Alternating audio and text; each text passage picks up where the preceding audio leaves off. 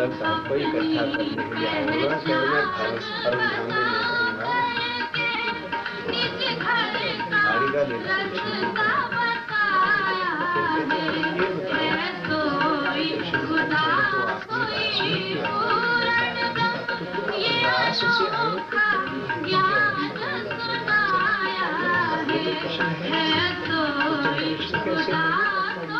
ये भुलाने आए हो हमें कृष्ण की लीला करके,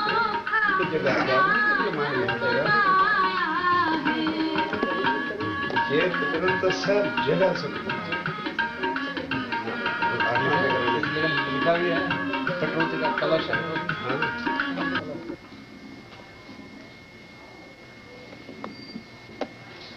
अभी चालू नहीं कर सुंदरता जी, जिस किसी को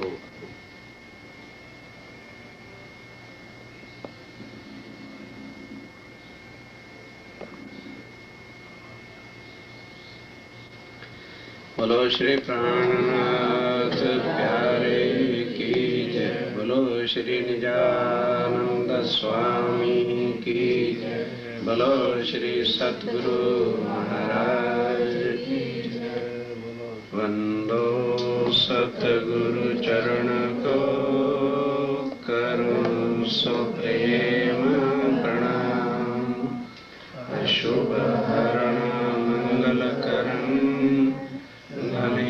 श्रीदेव चंपी नाम, श्री प्राणनाथ निजमूलपति श्री महराज स्वाम, तेज कुंवरी श्यामा युगल पल पल करूं प्रणाम, पल पल करूं।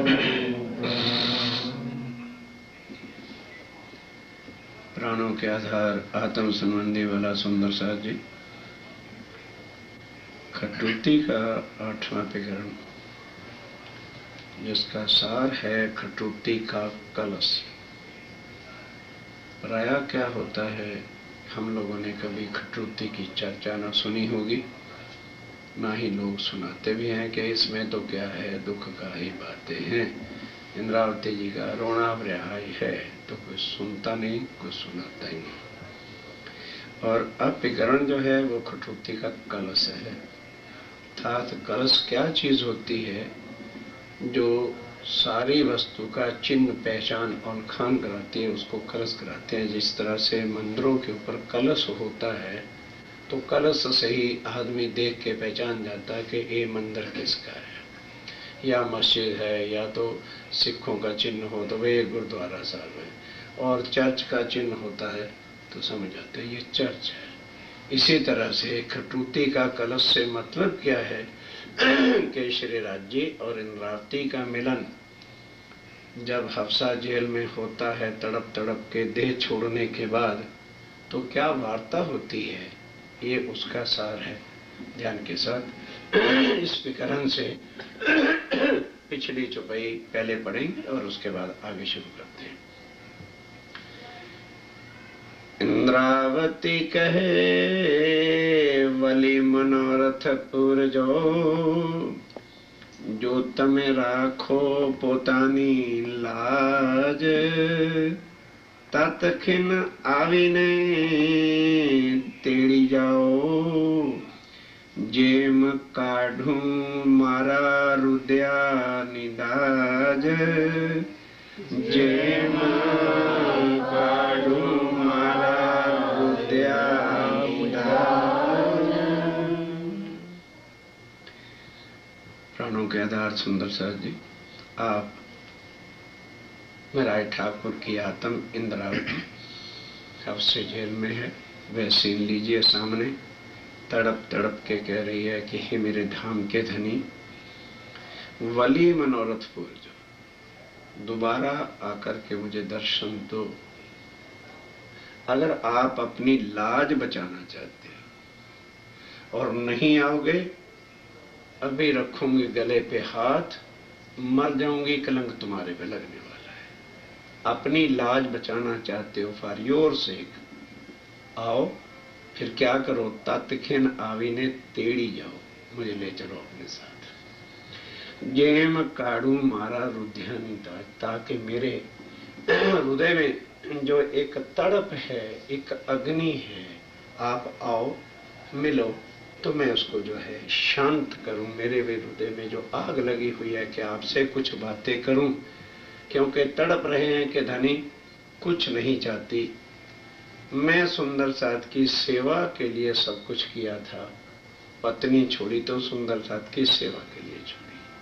फिर जो नौकरी लगी तो मैं कोई अपने, मेरे बच्चे ही नहीं थे, परिवार ही नहीं था, साने माटे फक्त सुंदर साथ की सेवा इस संसार में बने। और फिर जो कुछ सामान इकट्ठा किया था तो सुंदर साथ को सब जगह इकट्ठा करके परम धाम का लक्ष्य लेना चाहती थी कि सब सुंदर साथ जगह जगह गांव गांव जुदा जुदा में धक्के खा रहे, वही इधर सबको इकट्ठा करूं। जैसे परम धाम में सब लोग हम इकट्ठे रहते थे उसी तरह से रहें। तो लेकिन संसार का तन है, इसको खाने के लिए चाहिए, इसको पहनने के लिए चाहिए। तो सुंदर साथ अब खाने पीने पहरे के धंधे के लिए, संसार के धंधे में काम जो कुछ भी हमें यहाँ करना पड़ रहा है ये ना करें, उनके हिस्से का मैं अकेला इतना कमा लूं कि उन सब के वस्त्र भक्षण जो सब चाहिए तो मैंने तो उस लिए किया था। और फिर कोई गलत भाव नहीं लिया था। सतगुरुदेव चंद जी के सुपुत्र बिहारी जी को ही जब गादी मिली थी तो उनकी सेवा भी करना मेरा फर्ज बनता था। उन्होंने पोशाक देख ली, मैंने तो राजा की पोशाक उठा के दी थी कि वे मेरे धनी की गादी पर बैठे हैं, पर उनके दिल में एक मेरे सेवा नहीं सहन हुई और राजा को शिकायत कर दी कि तेरा धन जो है मेरा उठाकर चुरा के ले गया है।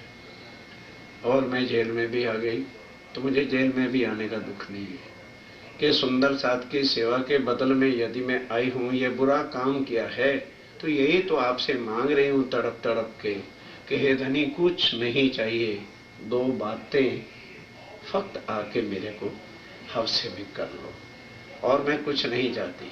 फिर क्या कहा कि ये भी मुझे तसल्ली है कि मेरा जैसे शरीर छूटेगा तैसे आप यहीं आ जाओगे, तो वो मिलना मैं मिलना नहीं काउंट करूंगी, क्योंकि मिलना है तो मुझे इस तन से मिलो। इस संसार में परम धाम में तो हम सदा ही मिलते रहते हैं, तो वो कौन सी बात है। हे धनी मैं इस तन से यहाँ पे मिलना चाहती हूँ। परम धाम मेलो सदीवे, सदैव का है, वो आप हमारे से नहीं छीन सकते। वहां तो आप नहीं भी चाहोगे ना मिलना तो भी रात को आप 12,000 स्वरूप धारण करते हो। मुझे सारी बातें याद हैं, पर यहाँ मिलना और दो बातें और कुछ नहीं चाहती, दो मीठी बातें यहाँ कर लो। क्यों? ये चांस मुझे परम धाम में नहीं मिलना एकांत वाला, ध्यान के साथ कि परम धाम में तो 12,000 हम इकट्ठे होती हैं, वहां अकेले में तो मेरे को मिल नहीं सकते, श्यामा जी होती। फिर ब्रिज में भी हम सारे इकट्ठे थे तो मुझे कोई चांस मिला नहीं कि मैं आपसे कुछ अकेले में बैठ के बातें करूं। रास में आए तो भी कुछ ऐसा चांस नहीं मिला कि हम आपसे एकांत में बैठ करके कुछ बातें कर सकें। और ये जो जेल है मुझे बड़ी प्यारी लगी है, क्योंकि यहाँ मैं अकेली हूं, हाँ, और आप भी अकेले में आ जाओ और मेरे से दो मीठी बातें कर लो। पर 6 महीने हो गए तड़पते तड़पते, आपने मेरी सुनी नहीं। और अब मैं शरीर को छोड़ूंगी, हाथ उठा रही हूं। अगर तुम अपनी लाज चाहते हो तो कम टू मी, आके मेरे से जरा मीठी मीठी बातें करो। और धनी मैं कुछ चाहते नहीं, और नहीं आओगे तो तुम्हारी लाज जाएगी, मेरे तो कुछ होने वाला है नहीं। अब उसके बाद जब हाथ रख देते हैं तो राजी तो सामने आ ही जाते हैं। अब वहां ये सारी, अब कलश हो गया ना, रुदन का सारा सार के धनी सामने आ गए। और अब बातें जो है वो इस प्रकरण के अंदर हैं। अब आगे सामने रूबरू बातें हो रही, इसको कठपुतली का कलश कहते हैं। अब आइए सुनिए, गुजराती भाषा में बड़े प्यार से पढ़ूंगा और समझिए। मुने मीठड़ा रे लागे वचन वाला जीना वाले रे लागे के हे मेरे धनी, वचन वाला जीना वाले रे लागे। हे मेरे धनी, आपके जो वचन हैं वो मुझे कितने मीठे लगते हैं, कितने प्यारे लगते हैं। ये मैं कोई आपकी खुशामद नहीं कर रही हूँ, क्योंकि आप जब प्यार भरी बातें, मीठी मीठी बातें करते हो तो बस उससे ज्यादा फिर और कोई सुंदर शब्द संसार में हो या किसी और की बात में कुछ वजन हो या तत्व हो या सार हो, ऐसा है ही नहीं। और ये हकीकत है कि आपकी बातें जो हैं अति प्यारी हैं, अति मीठी हैं। क्यों कि हे धनी, जो आप अपने दिल में हमारे लिए, अपनी आत्माओं के लिए दर्द रखते हो, बीइंग ए हस्बैंड, जो आपके दिल में हमारे प्रति दर्द है, बताओ क्या संसार में है? धनी को बिठा लेना सामने, क्या लगा ये ना समझ लेना कि मैं कोई तेरी बटरिंग कर रही हूं। कहते आज मैंने बहुत कुछ तुम्हारे से बातें करनी है, और क्या कह रही कि डोंट थिंक अदरवाइज, सो कि मैंने जो बात स्टार्ट की है तो तुम कहोगे कि शायद कोई चापलूसी की बात करना चाह रही है या कोई बटरिंग कर रही है ना। पहले ये बता दो, जो पति के दिल में पत्नी के लिए दर्द होता है या प्रेम होता है या उसके दिल में प्यार होता है, वो तो किसी के दिल में नहीं होता। दादी कहते हाँ ठीक है। तो कहते फिर आपकी बातें मुझे कितनी मीठी लगती हैं, कितनी प्यार भरी आपकी बातें हैं। इस वास्ते मैं आज प्यार भरी ही बातें करना चाहती हूँ, मैं कोई उलाना भी नहीं दूंगी। आप नहीं आए थे, कोई उसमें भी मुझे तकलीफ नहीं है। अब आ गए हो ना, और दो चार मीठी मीठी बातें करना चाहती हूँ, और कुछ मेरी मांग नहीं है, चिंता ना करना, मैं आपसे कुछ मांगते नहीं हूँ। मुने मीठड़ा रे लागे, क्या लागे शब्द आपके क्यों मीठे लगते हैं? क्या चीज मैं आपसे सुनना चाहती हूँ, कौन सी मीठी बातें मुझे लग रही हैं यहाँ पे? संभलाओ चर्चा मीठड़ी वान रे, जरा अपने प्यार भरी बातों के साथ चर्चा सुनो। कुछ चर्चा सुनना चाहती हूँ आपसे, कुछ आपके राज लेना चाहती हूँ कि आप हमारे धनी हैं, 6 महीने तड़पाते रहे, तो जरा चर्चा तो करो मेरे साथ, बात तो करो, मेरा आपका संबंध क्या है और इतना तड़पाया आपने। इस विषय पे ही मैं आपसे टाक करना चाहती हूँ, और कोई बात आपको नजायज इधर उधर के नहीं करना चाहती। आज ये जो आपने तड़पा के मुझे इस हालत में करके मेरे पास आए हो, इसी विषय पर मैं आपसे चर्चा आज सुनना चाहती हूँ। वचन जे तारतम तनारे, आप जो परम धाम से यहाँ आए हो, अपनी पहचान के वास्ते तारतम साथ लेकर के आए हो। तारतम से ही आपको श्यामा महारानी सुंदरबाई जी ने पहचाना। जब तक आपने तारतम से उनको समझाया नहीं, तब तक वो भी आपकी पहचान उल्खान नहीं कर सके, और आपने जो जो बात उनसे तारतम में पूछी थी उसका वो उत्तर नहीं दे सके। तो वो आप लाए हो ना, और तो कोई नहीं परम धाम से तारतम लाया। पकड़ा कि ये तारतम के जो वचन है वो आप लाए हो, कोई और तो नहीं लाया है ना। और उसके बिना आपकी पहचान कोई कर भी नहीं सका। सबसे पहले आप श्यामा जी के पास आए थे, श्याम जी के मंदिर में उनसे आके जब बातें की थी तो आपने पूछा था ध्यान के साथ, फर्स्ट स्टार्टिंग कहां से तारतम हुआ था कि 14 साल तक श्रीमद् भागवत जब उन्होंने सुनी तो वो चितवन के अंदर बांके बिहारी का ही चितवन करते थे। क्यों? क्योंकि श्रीमद् भागवत के अंदर नित्य वृंदावन का ही 10वें स्कंद में पंचअध्याय में सार है। सारी भागवत का सार क्या है? रास है। और संसार के जितने ग्रंथ हैं, वेद हैं, शास्त्र हैं, पुराण हैं, गीता है, और सब जितने भी ग्रंथ हैं, वो निराकार से आगे नहीं ले जाते, और भागवत जो है वो नित्य वृंदावन तक ले जाती है, और वृंदावन में भी जो सार है वो रास का ही है। तो वो जो रास की सारी बातें हैं वो तो देवचंद जी रोज ध्यान करते ही थे, और बांके बिहारी ही उनके चितवन में आते थे। तो फिर बात ये है अब ध्यान के साथ कि वो जो तारतम का अगर वो से ही वो था, तो जब देवचंद जी ने ये कहा था कि आप मेरे धनी हो, तो फिर आपने प्रश्न पूछा था अपना घर कहाँ है। कि कोई कह दे जी आप मेरे धनी हैं तो कहने वाला तो धन्यानी बन गया, तो आपने यही तो पूछा था कि यदि मैं आपका धनी हूं तो बताओ फिर अपना घर कहाँ है। तो वो उत्तर नहीं दे सके, तो भागवत वहां शांत होगी। फिर आपने अपने लिए पूछा, 2 क्वेश्चन राजीव राय ने तारतम से पहले किए कि क्या मुझे आप पहचानते हो। फर्स्ट स्टार्टिंग जो बात हुई आके श्याम जी के मंदिर में जब राजीव राय खड़े हुए उनके सामने, तो स्वरूप को देखकर वो तो ऐसे भाई जीवन का एक रिजल्ट सामने आ जाए, जिसको दर्शन हो जाए, वो और क्या चाहता है। तो बिल्कुल मुग्ध हो गए, चरण कमल से लेके उनके शीश कमल तक देखते ही रह गए। इतना सुंदर स्वरूप था सब कुछ। तब उन्होंने फिर राज्य ने फर्स्ट स्टार्टेड रज, ये टॉक शुरू होती है, ना के मंत्र दिया ना के कंठी बंदी। क्या प्रश्न किया कि भाई देवचंदर, अब फर्स्ट इंट्रोडक्शन में क्या कहे कि तू राधिका है कि सुंदर भाई है, बॉडी से ही तो बात करेंगे पहले, उसके बाद ही तो भेद खोल करके सारे बताएंगे। क्या कहा, देवचंदर इतना जो प्यार से और मुझे देख रहे हो भाई, क्या मुझे पहचानते हो। तो उन्होंने क्या उत्तर दिया, एक एक बात उन्होंने कहा पहचानते हो, राजी बोलना बंद।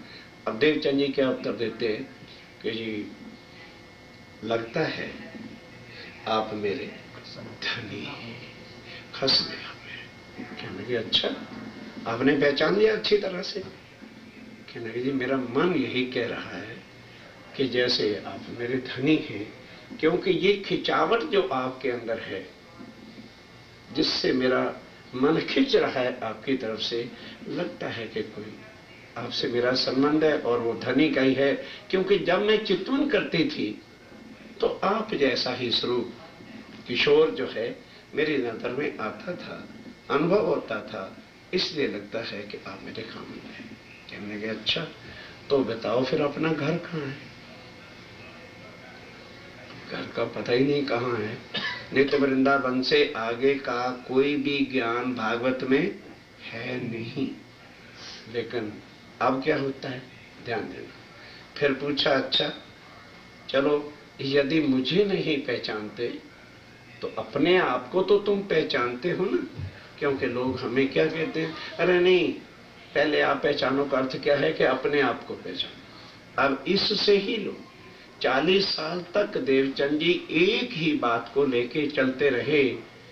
जब भया वर्ष 11वां तब मन उपजो ए विचार, मैं कौन कहां से आईया कहां है मेरा भरतार। अब पूछा कि तुम कौन।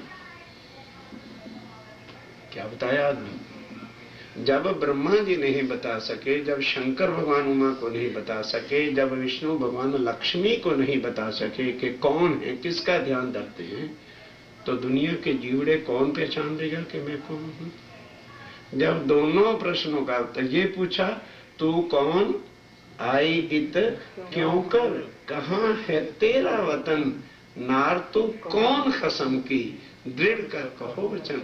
यहाँ कहा कि तू खसम मेरे को इसलिए कहा है कि मैं बांके बिहारी हूं। ना ना ना, मैं बांके बिहारी नहीं। तो अब दृढ़ करके मन बता, तू मेरी पत्नी है कि बांके बिहारी की है। क्योंकि 14 साल तक तूने मनन सुनन चितवन ध्यान सेवा जो किया है, बांके बिहारी जी का ही स्वरूप बागा वस्त्र तेरे घर में रखा है राज मंदिर में। तो मेरे को कैसे पति कर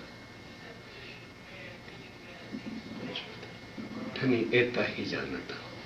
ये भी जो मैंने आपको कसम कह दिया है, ये मेरा मन कह रहा था कि जैसे आप मेरे खामद हैं, क्योंकि जैसे चित्वन में मैं अनुभव करता था वैसा ही स्वरूप आपका मिलता जुलता है। तो राजी ने कहा, अच्छा, शक्ल मिलने वाला कोई भी आदमी दूसरा मिलेगा तो तू इतनी बामरी होगी कि उसको कहे हो मेरे खामद ठहर जा, है? ये क्या सवाल होता है? मैं नहीं हूं बांके बिहारी। जब ये भी कह दिया मैं बांके बिहारी नहीं हूं, कौन करके कह दिया, तो अब इतनी भी बोलने की गुंजाइश बाकी जब नहीं रही, अब राजी महाराज कहते आओ बतावे कि मैं कौन हूं और बिना बुलाए तेरे पास क्यों आया।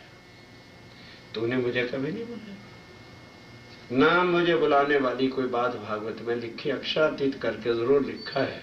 मुझे कोई जानता नहीं इस दुनिया में, मेरे को कोई पहचानता नहीं। मेरा स्वरूप क्या है, मेरा धाम क्या है, मेरी लीलाएं क्या है, ये किसी भी ग्रंथ में है नहीं।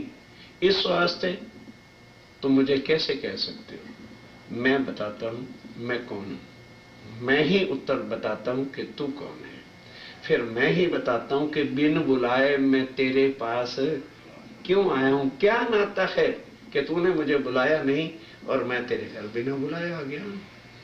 अब बताते हैं कि देखो, परम धाम का इश्करबद बताया पहले, क्योंकि क्षर अक्षर अक्षरातीत हर ग्रंथ में लिखा है, भागवत में भी है, गीता में भी है, वेदों में भी है। अक्षरात परा अक्षराक्षरात परता पराति पर ब्रह्म।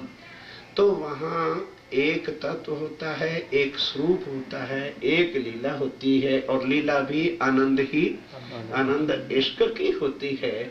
तो उसके अंदर और कोई होश होती नहीं जब आदमी उस इश्क की लीला में गर्क होता है। इसलिए परम धाम में रहते हुए भी तुमको ना तो मेरी सहबी का पता था और ना ही मेरे उस आनंद अंग का पता था। इसलिए अपनी सहबी दिखाने के लिए और अपना इश्क दिखाने के लिए कि तुम मेरे से जुदा नहीं हो, तुम मेरे ही तन हो, लेकिन तुमने वहां कहा था कि हमारा बड़ा है और हम प्रेम ज्यादा करते हैं। तब मैंने दिल में लिया कि अक्षर क्या खेल तुम्हें दिखाऊं, क्योंकि बिना जुदाई ये नहीं निर्णय हो सकता कि कौन किसको ज्यादा चाहता है। पास रहते हुए तो हर कोई कहता रहे मैं तुम्हें कितना चाहता हूं, तुम्हें क्या पता। दूसरा कहता रहे तू ऐसी बात करता है, मैं तेरे से लाख गुना तुझे चाहता हूं। ये बात रबद हुआ और इसी पर राज्य ने कहा भी इसका बेवरा तो तभी हो सकेगा जब थोड़ी जुदाई हो, तो फिर पता चले कि कौन किसको क्या चाहता है। इस कारण से मैंने खेल बनाया था। अब पूरी डिटेल में सावचेत होकर सुनते रहे। वहां